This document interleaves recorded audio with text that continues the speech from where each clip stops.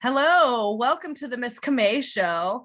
I am your host, Miss Camay, and I'm broadcasting live from the entertainment capital of the world, Las Vegas, Nevada. Today's interview is one so special to me, so long awaited. This man is extremely busy. He has been extremely busy. This year has had him traveling and making many appearances. I want to welcome Mr. Douglas Oneal, the newly crowned national Mr. All World Beauties Man of Distinction 2021. Welcome to the Miss Camay Show, King.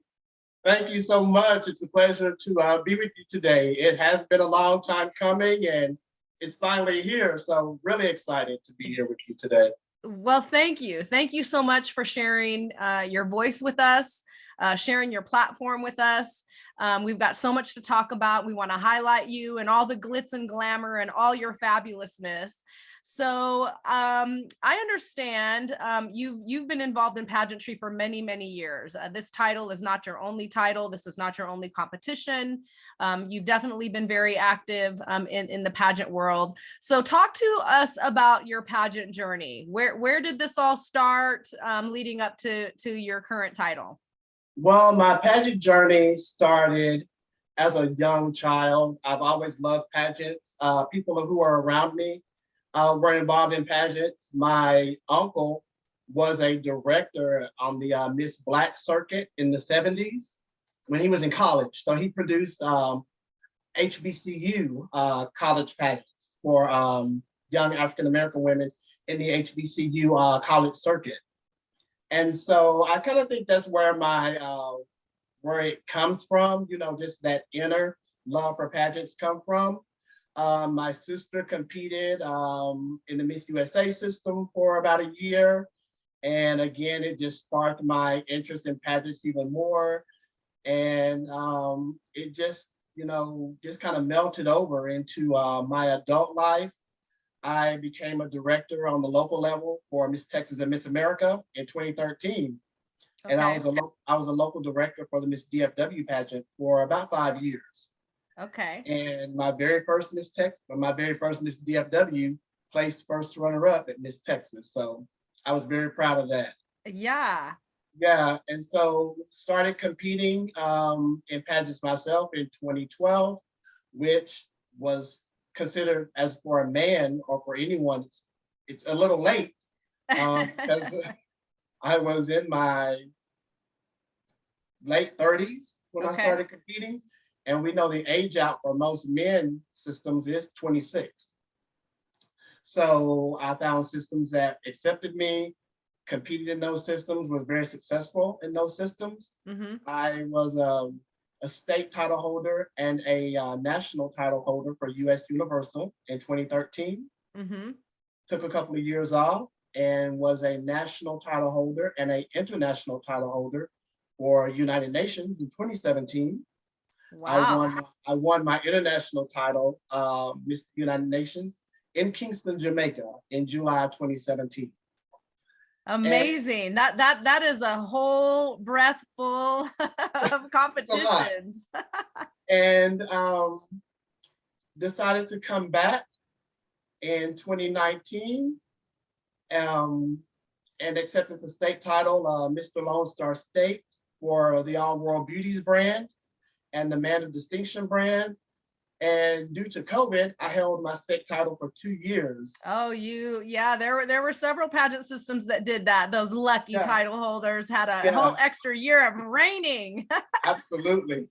And then in 2021, my dream came true. I won the national title of Mr. All World Beauties Man of Distinction right here in my home state, in my hometown of Dallas, Texas, last June of 2021. And so, yeah, so I'm about 10 weeks out, and then I'll be taking my final walk and passing that crown on to the next lucky gentleman to start his phenomenal year. Yeah. Well, what an amazing journey. What an amazing journey. You know, people that don't know you or they're not are not connected with you would have no idea, you know, the pedigree behind you. And oftentimes, you know, people think of pageantry as, you know, it's a little silly, right? Especially for men. Right. You know, like, why are you competing in a pageant? You know, you're a man, isn't that for women, right?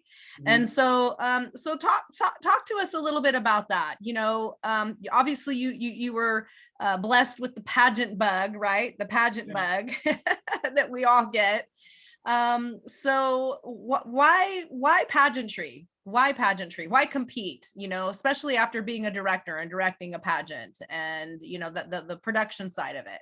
Why Well, compete? Why is that important to you?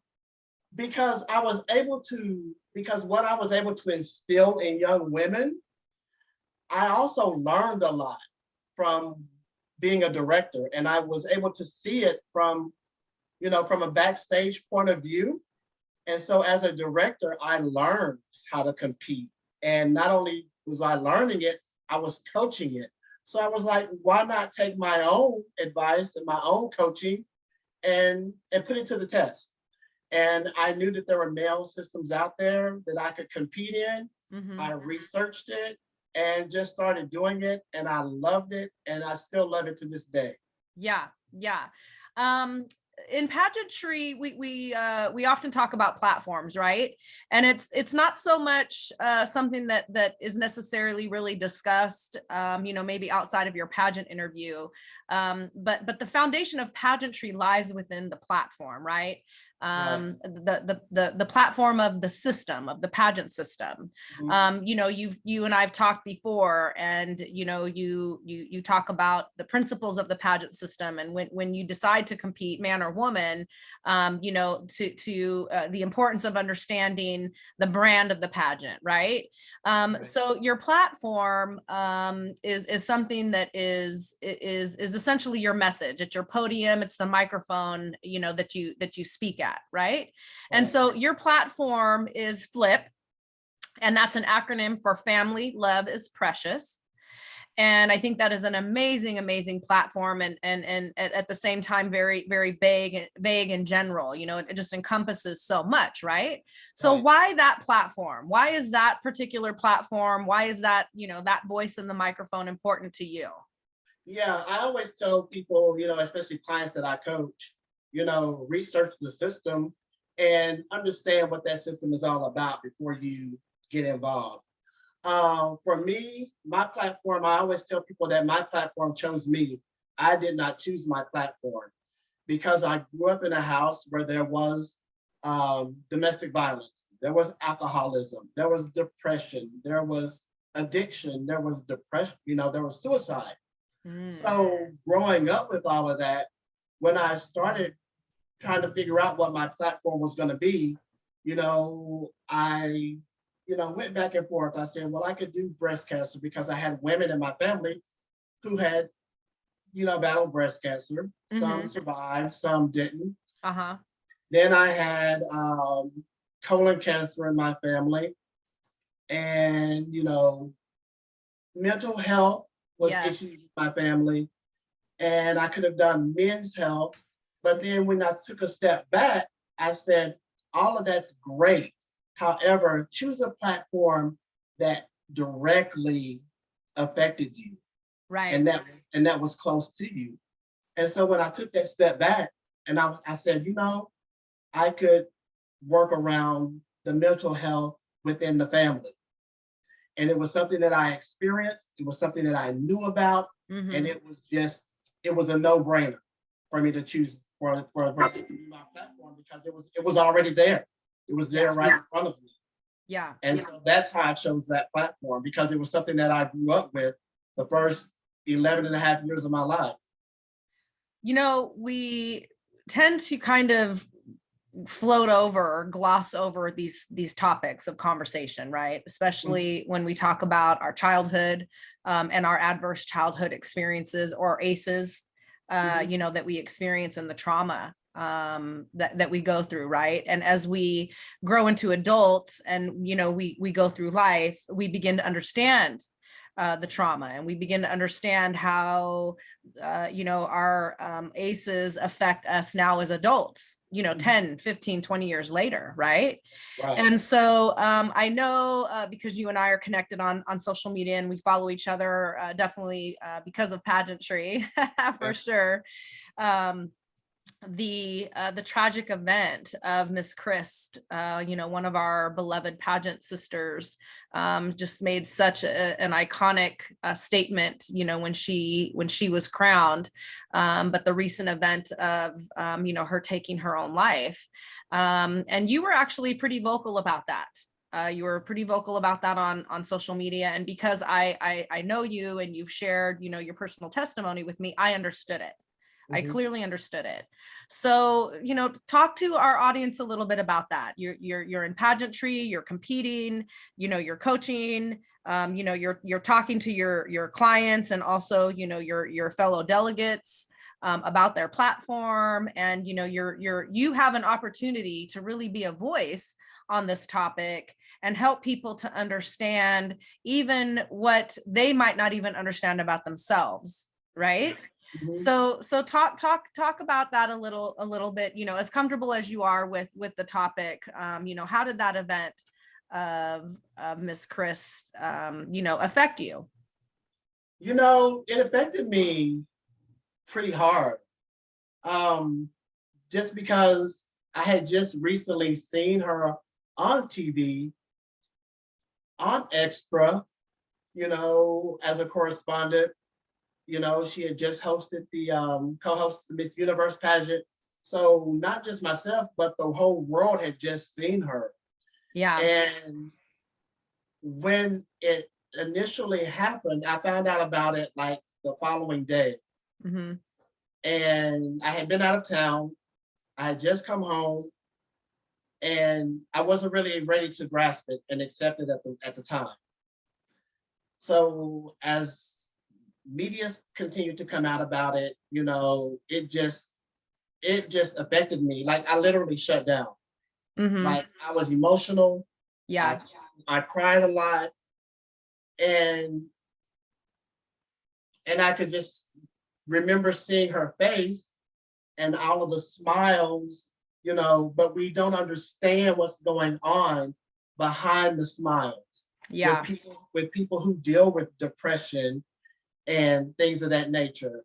And one thing that I've really experienced over this last year is that people don't understand, even though you're in the pageant realm, you wear a crown, you rock a sash, you wear a stole, that there's more to us than that. Right. And people want to grasp at you and they want to pull at you, and they expect you to be pageant 24/7, but they don't understand that there's a person behind that crown and that sash. Right. And I think that's one thing that we missed with Chesley. We not only with Chesley, but we miss with people all the time, because people are expected to be this way and to wear this mask. But behind the mask, we don't know what's going on in their lives. And I think that's what hurt me so much about her, because we thought she had this glamorous life. Right. In front of the camera, she did. But behind the camera, there was hurt, there was brokenness, there was sorrow, and no one really recognized it. Yeah. And that is what broke me the most about that incident. Yeah. So kind of like, this silence, about the, mental health. Yeah. I completely relate and understand, there's a bigger picture behind, underneath that crown, for sure. Yeah. So why do you think people don't talk about it? Why do you think, we're not addressing, this topic? In your own opinion, why is it, such a taboo, topic of discussion, and something that, really society, we know it's there, we know it exists, and it exists in, many of us, I mean, I believe, you know, more of us have experienced trauma and depression and, you know, some type of mental health challenge than not. And so why do you think there's this, you know, silence about it? And you know, in saying that, what can people do to kind of break the silence around it? I think one thing, and I speak coming from an African American male, that's all I've been, that's all I'm going to ever be. My ethnicity is never going to change. Right. And growing up in an African American home and an African American community, that's just something that was never spoken about in our community. It was never spoken about in our homes. What happened inside of the home stayed within the home. There was never any counseling. Oh, we don't do counseling. We don't need counseling. You know, so I think it is actually like part of the programming, part of our programming, and part of the programming, how we're brought up, the type of family we're brought up in, our ethnic backgrounds. We're supposed to be strong. We're supposed to be able to deal with things. We're not supposed to break. And I think in the African American community, that has a lot to do with it. It shows a sign of weakness if we admit to it. Yeah. So I think coming from that standpoint, that has a lot to do with it. Yeah. Great point. I teach a webinar called The Power of PTSD. And every time I present this webinar, you know, the audience attendance is you know, really kind of amazed. Because in my webinar, I talk about PTSD, you know, what it is, and the power behind knowing that, you know, somebody is experiencing post-traumatic stress. And so when, you know, we have kings like you, we have, you know, queens just in the pageant world, you know, who have similar platforms and have similar conversations. And so I believe that, you know, people like you and I who talk about it with boldness, who talk about it with courage, and encourage and really kind of embrace people that, you know, mental health is real. And we want to talk about it. It's empowering. We're educating ourselves. We're giving ourselves and other people knowledge about this. And when we are educated and knowledgeable about it, there's power in that. Would you agree with that? Absolutely. As I was growing up, you know, I was embarrassed about a lot of the things that went on in my family and in my household. And I never really talked about it. Even as an adult in my 20s, I never really talked about it. I never really even talked about it in my 30s. But when I started competing and realized that platforms do make a difference, I was able to start talking about it. But then I realized talking about it was healing as well. Yes. So I was able to heal myself by talking about it. So now I'm able to talk about it, right, and share my story without hesitation, without being nervous, without breaking down, you know, and so I definitely have to say that being in pageants has allowed me to heal myself by being able to speak about my platform. And my personal experiences with my platform. Yes. Great point. I completely left out the healing part of it, you know, for us, you know, the victim, right? You talk about how pageantry really helped restore your self-image of yourself. And so this is a topic, you know, that we oftentimes don't really hear men talk about. You know, because again, you know, men are, you know, they're strong and courageous and out fighting in the world, and you know, men has a, you know, a man has a bad self-image. What? You know, it's almost just unheard of. And so talk to our audience a little bit about that. How did pageantry help you improve your self-image? Well, you know, being a director for many years and then coaching right behind it, I had to do more than just talk about it. it was like I had to be about it as well. So how can I tell these young ladies, this is what you have to do, when if I was not able to do that myself? Yeah. So that's what made me kind of step out into the realm of competing myself. I was like, oh, I think I can do this. Yeah. You know? And once I did it, then then the appearances came behind it, and then I was really shy about talking in front of people and holding conversations with different types of people. Then I realized I'm able to do that, and I was comfortable doing it. And so a lot of my fears and insecurities, those walls came down, Yeah. because Yeah. of pageantry. And so it helped me, with my self-confidence, with my self-esteem. And so Yeah. for sure. Yeah, well, and I don't think, competing delegates really understand the power in appearances. Yeah. Again, that's not something that's really, highlighted or talked about in pageantry. We see pageant title holders, traveling and making appearance and hosting shows, et cetera, et cetera. Mhm. But every time you make an appearance, you are presenting yourself. Yeah, and you learn And something different, and you become more comfortable as you do it. yes, yes. And it really prepares you for competition. Would you agree? Absolutely. Yeah, because Yeah. pageantry the competition is presenting yourself.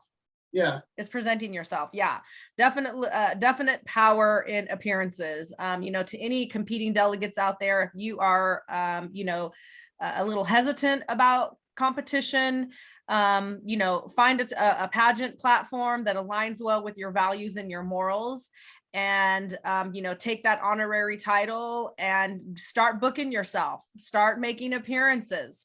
That is absolutely going to help you hands down in your confidence, and your self-confidence and your image of yourself.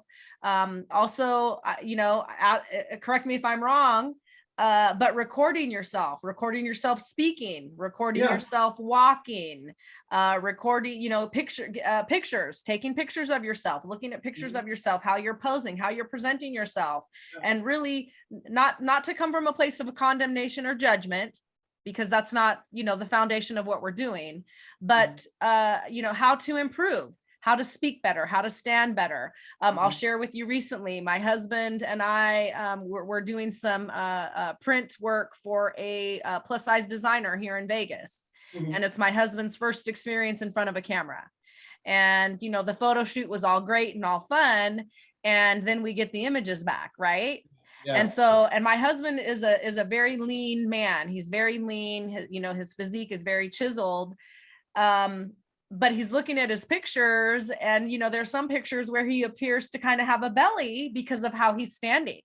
Yeah. And he's not in pageantry. He's never modeled ever before, but looking at himself and looking at that picture gives him a visual image of how he's how he's seen.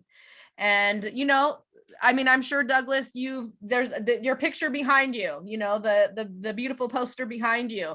That wasn't the first picture that you've taken of yourself, right? That's probably one of 2000. Yeah. Talk to us about that piece of marketing back there. It's an amazing picture of you, with your current title. I need that contact. Who is that? Well, tell me about that. So this is a sponsored gift from one of my sponsors. He's been my sponsor for about 7 years. From the moment I started competing, I actually met him when I was judging a pageant as Mr. North America. Okay. And we introduced each other, we introduced ourselves, and he says, "Oh, I know who you are. I've been following you." Uh-huh. I had no idea. Yeah. From that moment, he became my sponsor.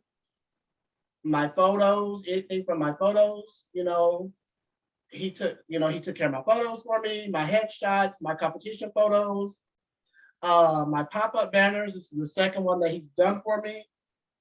He's based here in Dallas, Texas. Nice. His name is Emmanuel Odiosi. Wow. my Nigerian brother. He is the owner of BMP Media here in Dallas. Okay. So for those of you who are getting that name plug, don't reach out to that gentleman and ask him for sponsorship because you heard it on the Miss Camay show from Mr. Douglas Oneal. Don't do that. Don't do that. Yeah. That is a sponsor relationship. You know, talk to us about that a little bit. You know, the importance of a sponsor relationship, Douglas. You know, a lot of people, delegates, even, you know, pageant systems really stand on the shoulders of sponsors. Well, I will tell you, to compete comfortably as a competitor, sponsors really make a difference. Yes. And so it's really important to maintain those, once you get those sponsors, to maintain them and market them, you know, to the best of your ability as a title holder, and to try to bring them business. You know, that's what a sponsor is. They give you something, in return, you give them something. And so sponsors are very important. So as a director for Miss DFW, that became one of my strong points. And I never knew how gifted I was in grabbing sponsors. So, but once I got out of directing, a lot of my sponsors stayed with me because they knew I was going to start competing. So they wanted to sponsor me. Yes. And so I had fitness sponsors that followed me. Charlene and Norm Orozco, you know, they have been sponsors for me for many years. They sponsor my aesthetics, my supplements. Nice. They're still sponsoring me. They're based out of Houston now, MC Fitness. They were a great sponsor for me. They still are. I've got several. Tanae Shelton. I don't want you to name drop. I don't want you to name drop too many. I don't want you to give your sponsorship away. Those are like gold. Those are gold. They won't go. They're not gonna. They won't get them. I'm sorry. Yeah. It's not gonna happen. I can hear it now. I watched Miss Camay's interview with Douglas Oneal, and he mentioned you. And but no, they're not gonna go anywhere. They're right here with me. Yes. You know, but I've had people. You know, I have people that sponsor. You know, fitness. You know, aesthetics, marketing, photography, cosmetics, just anything that I need to make me more successful in competing. I was able to grasp those sponsors, and it's because of them that I have been so successful, because I would not have been able to do it by myself. Yes. Yeah. Great key point there. This is not something that you can do, you know, by yourself. I mean, yes, it's possible, right? But you know, sponsorship makes all the difference in the world, especially when, you know, you're, you know, as a title holder. I think it's important. You know, sponsorship is important for you as a title holder or as even a competing delegate, right? Absolutely. But really, the pageant system itself, you know, the prize packages and, you know, just the exposure of title holders or competing delegates. The pageant sponsorship is just vital. And so something to keep in mind, you know, if for any of you who are competing in pageantry, you know, you want to think about your pageant system as well, not just you as a competing delegate, not just you as a title holder, but you definitely want to think about, you know, your other pageant brothers and sisters, and your pageant system, and, you know, how you can support your pageant system as a whole. And sponsorship is huge. Sponsorship is huge. So at the beginning of our interview, you talked about, you know, this date, June 25th of this year. Yes. And, you know, as we bring our interview to a close, and we could certainly talk for another hour about, you know, your pageant journey and what it has done for you, how it has impacted your life, as well as the lives of your coaching clients, and then your competing delegates within your pageant system, because you do so much within the industry. So, you know, you're passing the crown. Your reign is coming to an end. You're going to be crowning your successor in Plano, Texas on June 25th of 2022. what's the significance in that? What do you want to say to, other kings out there that are considering competing in the man of distinction part of the pageant, who potentially you may be passing the crown on to? What do you want to tell them on June 25th? So let me just say this, ladies who are listening to this interview, bring your husbands into pageantry. If they have any kind of ham in them whatsoever, and they love being in front of the camera and they love presenting themselves, bring them to the All World Beauties Man of Distinction pageant. It's a great pageant system for men who just want to make a difference, who want to compete on the stage with their ladies, who want to share in that experience and make it a family experience. Yes. Their wives are going to be competing. You come compete with your wife on stage, and who knows, you can both walk away with top titles. Oh, yes. It's a fun experience, and it's a bonding experience as well for a man and a woman to be able to bond in a different kind of way. Yes, I love that. I love that. So, I'm going to make sure my husband hears your message today. Yeah. So that's one message that I want to say to them. But to my successor, just leave a legacy. It's all about leaving a legacy. And when people normally when people ask you, what do you want people to remember about you? They're basically asking you, what do you want your legacy to be? Yes. And, just leave an imprint.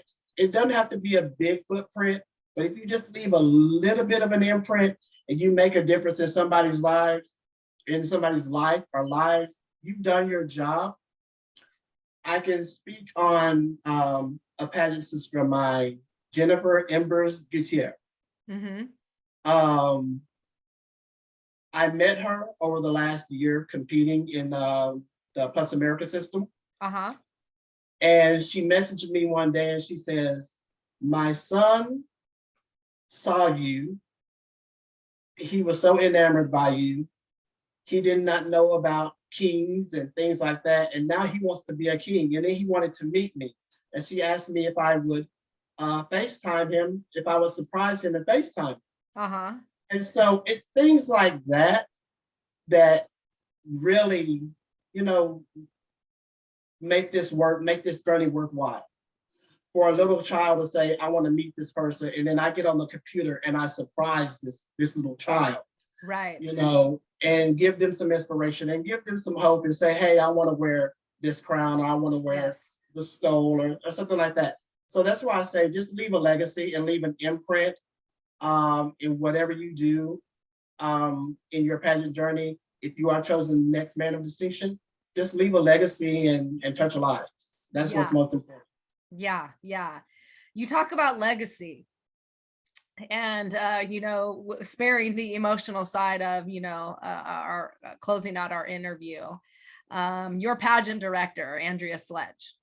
Yes. Boy, has she already left a legacy in the pageant world.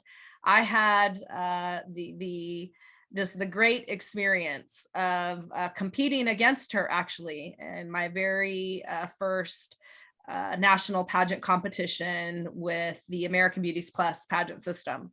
Mm-hmm. She was crowned the queen in the Miss division, and I was crowned the ambassador. And, people think that when you're competing in pageantry, that it's a competition, and it is a competition. It is. Mm-hmm. It definitely is a competition. But it's a competition against yourself and how you present yourself. And I can say, Andrea never presented herself as a competitor to me. She presented herself as a pageant sister. Her mother was there. Her mother's wife was there. They embraced me as family, even to this day. I've highlighted past title holders within her pageant system. I've highlighted her. We've journeyed through this life together, this life of pageantry together. And I know the legacy that she's leaving behind, because she's actually touched me with it. Mm-hmm. And so I know you guys are close. I know you guys have a very special relationship. So, talk to us about the importance of your relationship with Andrea and kind of some history behind it, and why is it so special with her? When you mentioned her name, I immediately teared up because she's made such an impact in my life. I remember a few years ago when I was having a really, really rough time. I was out of a job. I wasn't working. I had no money, and it was Texas Plus America weekend, I think it was. Mm-hmm. And she invited me to come to the pageant with her. Mm-hmm. She says, "Come spend the weekend with me. I got a hotel room. Hang out with me." And I was like, "Well, I don't have any money." She's like, "I didn't ask you that. Just come hang out with me." I can hear her saying that. And being like, "Did I ask you about any money? I didn't ask you about no money." And so like, she just took me under her wing, and I was able to volunteer while I was there at the pageant. And that's kind of where I kind of got that, extra jolt to do some volunteering in the pageant world also. Mm-hmm. But she's like that with everybody. She just took me under her wing. She fed me all weekend. She made sure I got here and there. She got me home. And, we just became really close at that point. Mm-hmm. And then she became an advisor for me and a guidance for me and a spiritual advisor as well. Mm-hmm, mm-hmm. Yes. Very, very much a faithful servant of God. She is, absolutely. Yeah. And so when I decided to get back into pageantry as a competitor again, because I was familiar with her, I knew her mother, I knew their spirit, and I knew the type of women that they were, it was a no-brainer for me to say, I want to compete for MOD. So I went to my first MOD pageant, and I saw Richie Welsh win. And I was like, I want to win that. I want to do just what he did. And so the next year, I was ready to compete, but I had some financial situations going on. Mm-hmm. So I wasn't able to compete. However, I was able to roll over. And so 3 years it took me to get to the Man of Distinction title, but it's because of her support and her love and her guidance and the type of system that she runs. Yes. It's a godly system. And when I say that, I truly mean it. And it's a family based system. They really care about their delegates, and not just the royalty, but they care about their delegates. Right, right. And when they crown an ultimate winner and a man of distinction, it's all about that ultimate experience. You don't just go there and compete and win a crown and a stone, but it's about that whole ultimate experience, and they bring that in the All World Beauties brand. And that's something that I'm so proud to be a part of and to be able to represent. So when you mention Andrea to me, she's more than a director. Mm-hmm. She's a friend, she's a sister. And even though I'm her title holder and we're close, I still catch it just like everybody else. There's no special treatment at all. So, and I knew that. Right. And probably even harder on you. Even harder on you. Yes. Even harder. And I knew that going in, but that's the respect that I have for her. Yeah. And I love her to death. And she's just been there through some of the toughest times for me. And that's just the type of director that she is. And that's something that we talked about the other day. Even though she may have things going on in her life, she doesn't put her pageantry on the back burner. She just continues to add to her plate. Yes. Yeah. And she's got such a great group around her. She's got Miss Crystal Nicole. She's got Miss Monica Rieger. She's got Dr. Raphael Gallego. Oh, so yes, Raphael.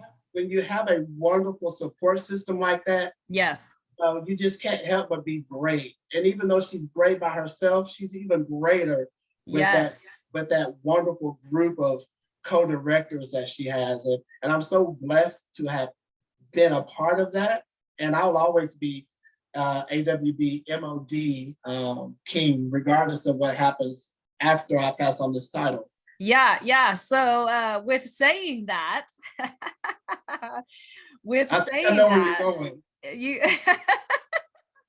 well, for those, I know you know, but for those that don't know, I am a royal ambassador with the Miss Plus World pageant system.